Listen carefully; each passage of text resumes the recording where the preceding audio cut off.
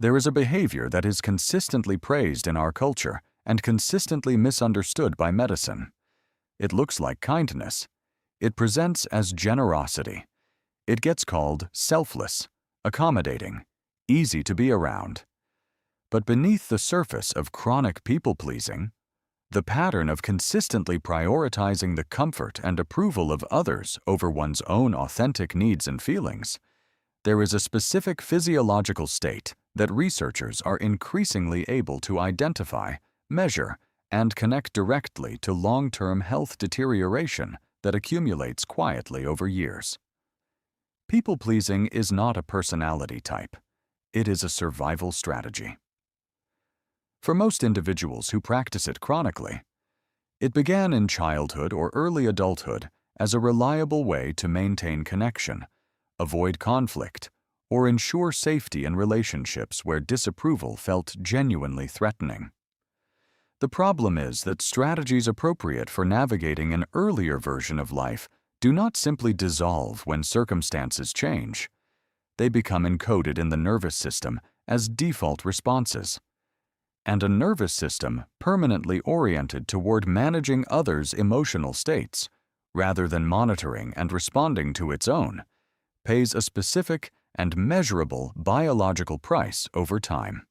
Dr. Stephen Porges, whose polyvagal theory has reshaped the neuroscientific understanding of social behavior and the autonomic nervous system, has documented how individuals who chronically suppress their authentic responses in order to maintain social harmony show a measurable reduction in vagal tone, the activity of the vagus nerve, which is the primary regulator of the parasympathetic nervous system.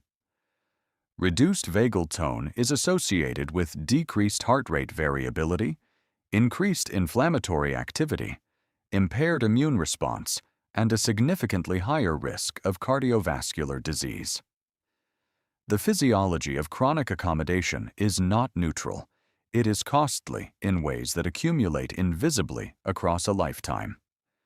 Research published in the journal Psychosomatic Medicine found that individuals who scored high on measures of sociotropy, the excessive investment in pleasing others and avoiding their disapproval, had measurably elevated cortisol, higher rates of anxiety and depression, and significantly impaired immune function compared to those with more internally grounded self-worth. The immune system, it turns out, is particularly sensitive to the difference between authentic and performed emotional states. It can tell when you're saying yes and meaning no. The deeper damage is relational, not with others, but with the self. When a person spends decades learning to read and respond to what everyone else needs, the internal signal system that communicates their own needs gradually weakens from disuse. They lose reliable access to their own preferences, their own limits, their own sense of what feels genuinely right. And without that internal compass, the capacity to make choices that restore the nervous system becomes profoundly compromised. Research led by Dr. Harriet Lerner at the Menninger Clinic showed that individuals who practiced authentic boundary setting, clearly and kindly, communicating their actual limits in relationships, showed measurable reductions in anxiety. If this video resonated with you, take a second and hit that like button. It helps more people find this content when they need it most.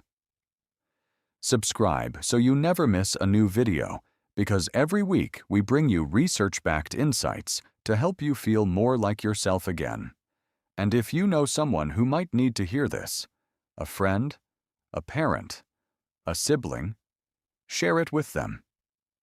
Sometimes the most caring thing we can do is pass along the right words at the right moment. I'll see you in the next one.